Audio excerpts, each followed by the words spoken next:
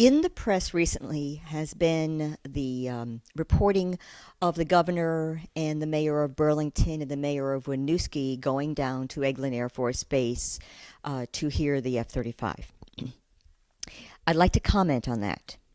If we are to make this about or form our decisions based on an individual's subjective feelings about the noise of the F-35, then the Air Force has wasted millions of taxpayer dollars and years doing research and compiling scientific evidence for on the long-term effects of aircraft noise on our area.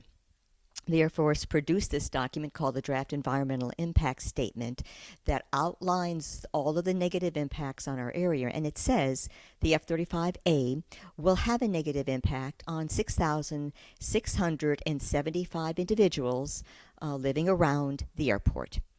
By the way, that is with 2000 census data. If we look at 2010 census data, the number of individuals comes up closer to 9,000. People have asked me whether I think it is worthwhile going to Eglin to hear the F-35. If someone has the time and money to do that to satisfy their own curiosity, then that is their prerogative. Frankly, it is irrelevant whether the noise affects me or the noise affects anyone else.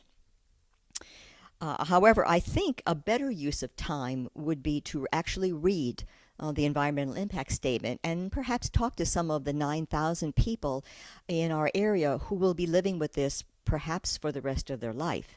The other thing to consider is individuals will be hearing an aircraft at one point in time.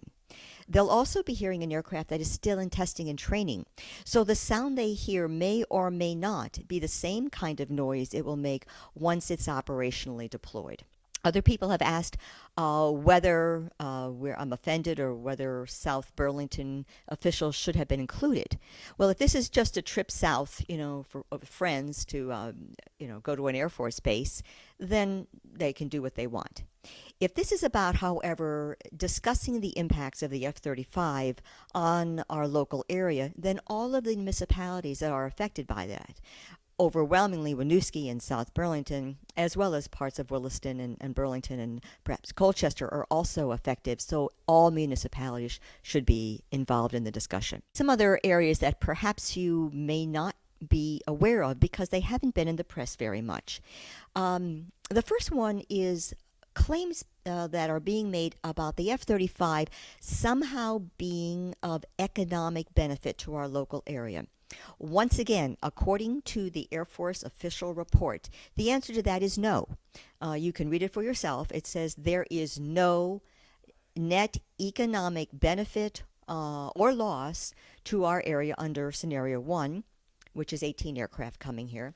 Under Scenario 2, which is 24 aircraft coming here, they say that there will be only minor impact, and that will be from the 266 military people that would be added to the Guard.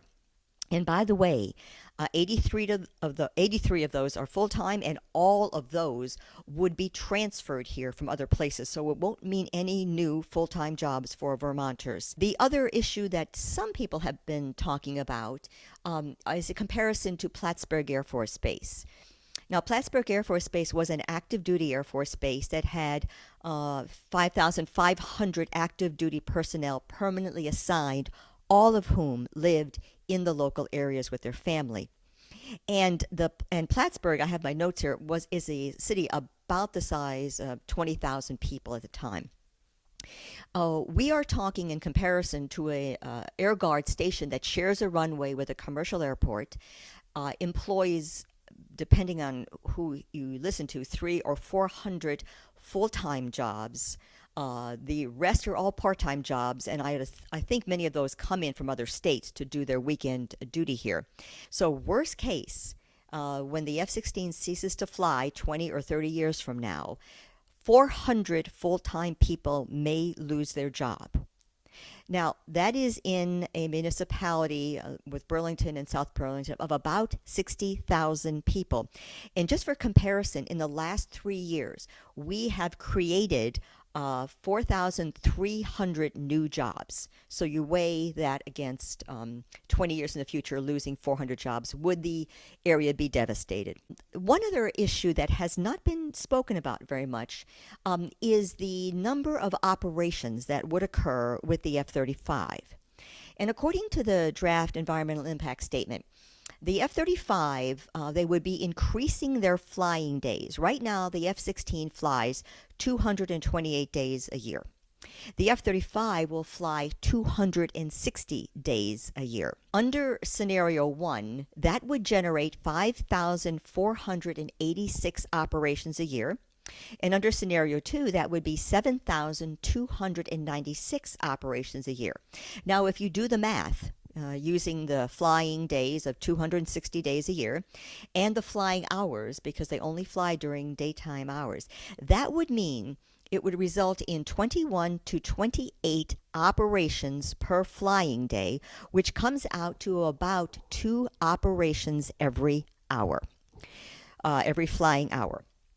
Many people don't realize what the impact of that will be.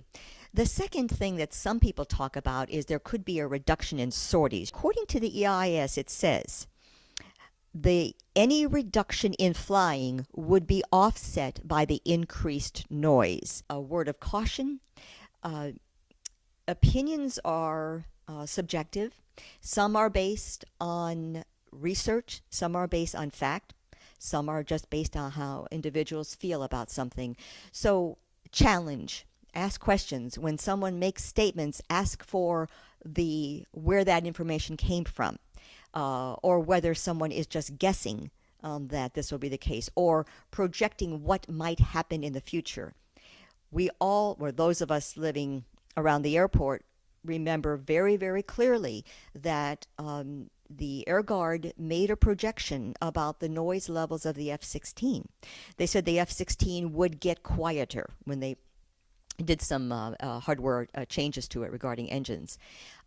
And then the airport used those projections to develop noise contour lines, upon which we received, the Burlington Airport received FAA dollars to buy out homes that were now unsuitable for residential use because of the noise. The problem was the projections were wrong, dramatically wrong. Not only did the aircraft, the F-16, not get quieter, it got significantly louder. People who say what they think will happen with the F-35, it's pure conjecture. The aircraft is not even operationally deployed.